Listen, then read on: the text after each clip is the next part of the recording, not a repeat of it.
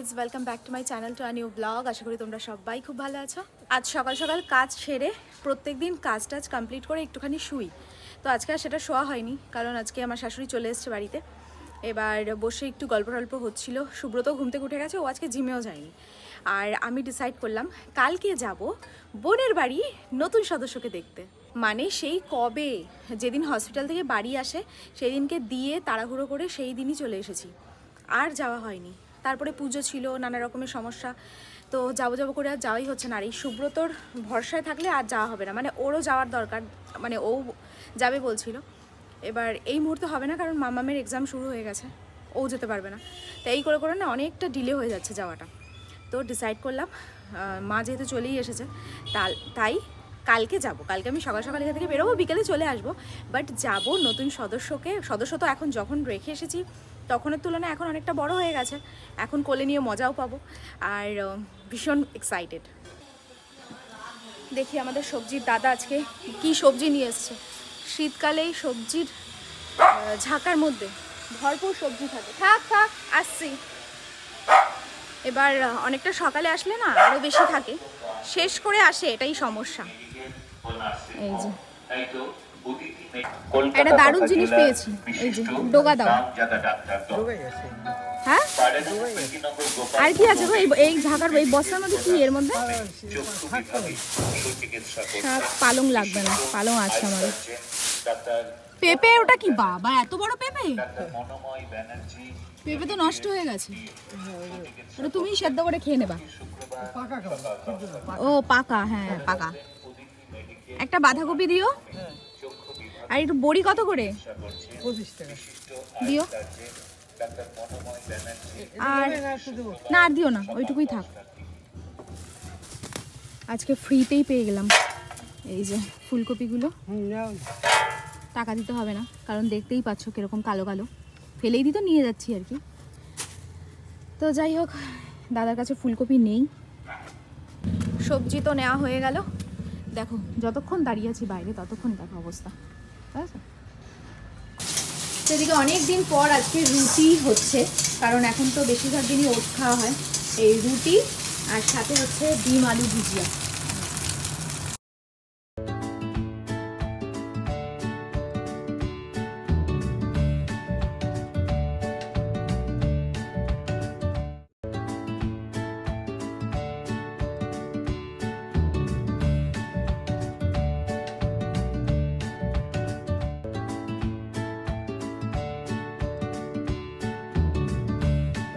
আজকে দোকানের পর্ব কমপ্লিট করে এখন যাচ্ছি।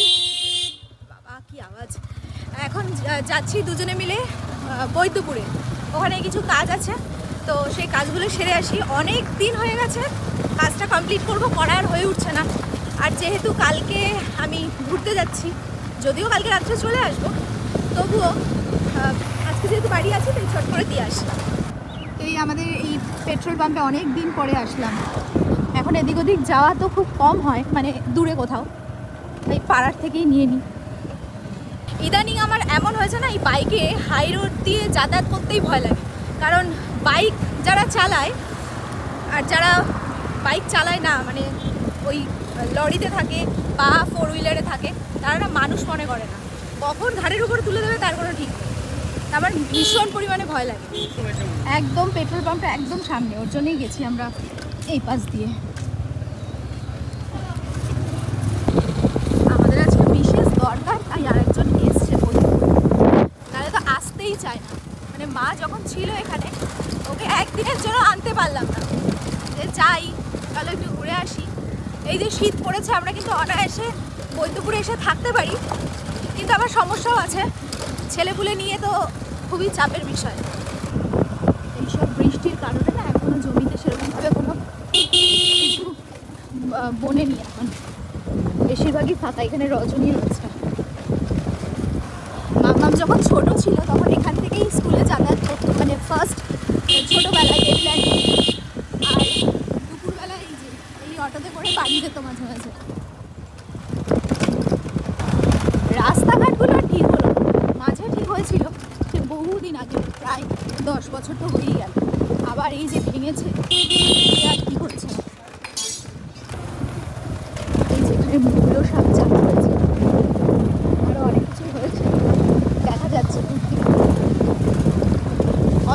বেশি জমি ফাঁকা এখন, কিছু বলেই কাজ সেরে আমাদের পাড়া দিয়েই আমরা আসলাম। এবার যেহেতু মা এখন এখানে নেই তাই আর বাড়িতে ঢোকা হলো না। বাট এই দেখো এইদিকে মাঠে সব ধান হচ্ছে, মাঠ পুরো ফাঁকা। না আগের দিন হলে না এইসব মাঠ দিয়ে কপি টপির চাষ শুরু হয়ে যেত। আর এখন এত সুবিধা হয়েছে গাড়ি থেকেই একেবারে ধান ঝেড়ে বাড়ি চলে যায়।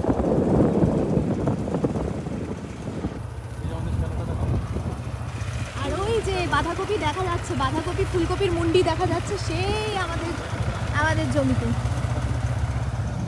হ্যাঁ, আর এখানে তো আমবাগান। এই যে মিডলে মা কিছুদিন আগে গাছ ফাছ কিছু কাটিয়েছে, তাই একটু ফাঁকা ফাঁকা লাগছে, দেখে বোঝা যাচ্ছে। ওই যে ওই আমাদের ওই শ্যালোর সাইড দিয়েই হয়েছে, আর এছাড়া পুরো মাঠ ফাঁকা, পুরো ফাঁকা, সব ধান উঠছে সব। ও না এদিকেও হয়েছে বাট অল্প। প্রত্যেকটা শীতে তো পুরো ভরে থাকে মাঠ ভর্তি, সমস্ত সবজি থাকে। এবারে সেরকম কিছু নেই।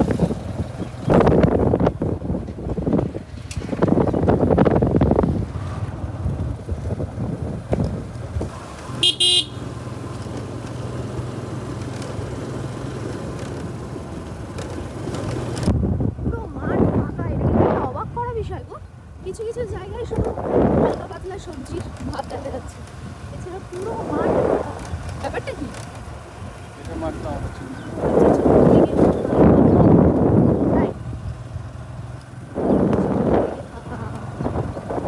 রাস্তা ঘুরে আসার কারণ হচ্ছে এদিকে রাস্তাটা ঘ্যাম আর ওই দিকের রাস্তাটা মারাত্মক খারাপ। তো এইদিকে তাড়াতাড়ি বাড়ি যাবো, আর রাস্তাটাও ভালো, গাড়ি চালাতেও আরেকজনের বেশ মজা, তাই না? হ্যাঁ ভালো। কি বলছো? এই রাস্তা দিয়ে যাচ্ছি আর পুরনো স্মৃতিগুলো মনে পড়ছে, কারণ ছোটবেলা আমি এই রাস্তা দিয়ে কাটিয়েছি, তখন রাস্তা কাঁচা ছিল, ভাঙাচোরা ছিল। না এই রাস্তা দিয়ে নয়, হ্যাঁ এই রাস্তা দিয়ে আমি কত করেছি। হ্যাঁ এই রাস্তা দিয়ে তখন ওএনজিসি ছিল, মানে এখন মানে ওএনজিসি মানে তেলের একটা ইয়ে হওয়ার কথা ছিল, মানে তেলের সন্ধান পেয়েছিল, এই জন্য রাস্তাঘাট খুব ভালো ছিল। মাঝে রাস্তা খারাপ হয়ে গেছিলো, আবার রাস্তা ভালো হয়েছে। হ্যাঁ তখন আমাদের এখানে প্রতিদিন বিকালবেলা দলবল সব বন্ধুবান্ধব মিলে এখানে আসতাম, আড্ডা মারতাম, ঠিক আছে? সে আজ থেকে অনেক বছর আগে, ছোটবেলা স্মৃতি। হ্যাঁ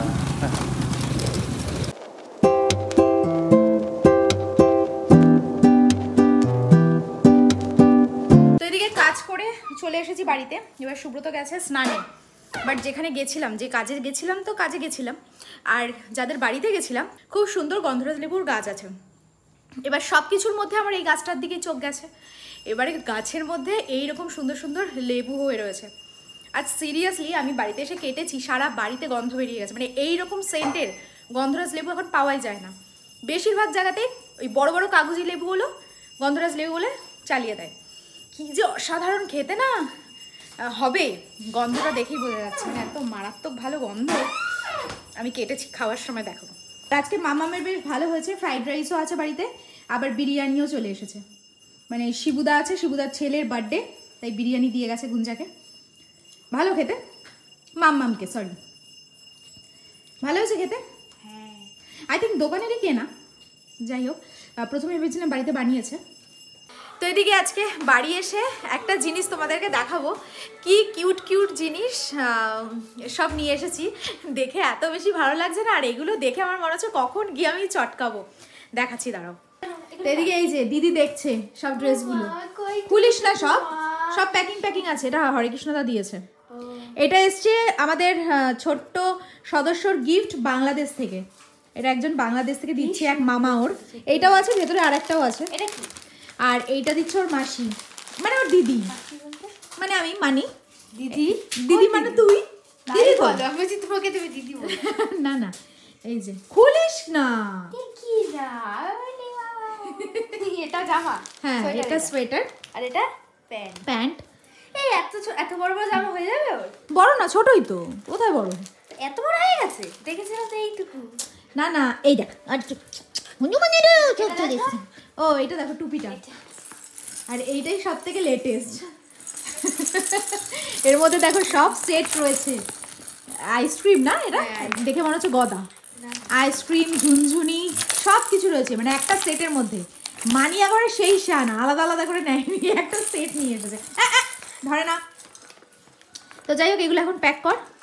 আর এটাও একটা রয়েছে সেট, এইগুলো সব বাংলাদেশের জিনিসগুলো তো বেশ সুন্দর হয়েছে। হ্যাঁ সুন্দর। দাদা দাদা এটা আমার প্যাক করতে হবে। এতদিন পর ওই খেলনাটা দেখে আমার যে কি মানে পুরনো কথা, মানে মাম্মামের ছোটবেলার কথা মনে পড়ছে। বহুদিন পর এরকম ছোট্ট খেলনা নিয়ে আমি মানে খেলনা কিনতে পারলাম, বহুদিন পর। তো যাই হোক যতক্ষণ না তাকে দিচ্ছি ততক্ষণ একটা মনের মধ্যে কি বলবো উত্তেজনা চলছেই। এবার গিয়ে দেখবো সে কেমন কি করে না করে। মানে যখন আমি রেখে এসেছি হসপিটাল থেকে জাস্ট নিয়ে বাড়িতে রেখে এসেছি, এখন তো একটু বড় হয়ে গেছে, একটু এদিক ওদিক তাকানোও শিখেছে। তো যাই হোক এই নিয়ে একটা বিশাল এক্সাইটেড তো আছি আমি। আজকে ফ্রাইড রাইসটা খেয়ে মানে কালকের ফ্রাইড রাইস, হ্যাঁ আজকে রবিবার, হ্যাঁ কালকের ফ্রাইড রাইসটা খেয়ে একটু মজা পেলাম। কারণ ওই নিরামিষ পনির দিয়ে খাওয়ার থেকেও বেশি ভালো লাগে চিকেন কষা দিয়ে খেতে। আর আজকে কিনে নিয়ে এসেছিলাম, তো এটা তো আমি খেলাম। আর মাম্মাম খেয়েছে বিরিয়ানি, সকালে যে ওই যে বার্থডে যে বিরিয়ানি দিয়ে গেছে ওইটাই ছিল, ওটা খেয়েছে। তো যাই হোক কালকে সকালবেলা যাচ্ছি বোনের বাড়ি। তো আজকের ব্লগটা এখানেই শেষ করছি, দেখা হচ্ছে নেক্সট ব্লগে। ততক্ষণের জন্য খুব ভালো থেকো, সুস্থ থেকো, আর অবশ্যই ওয়েট মিনিটের সাথে থেকো। সো চলো আজকের মতো tata, bye and good night.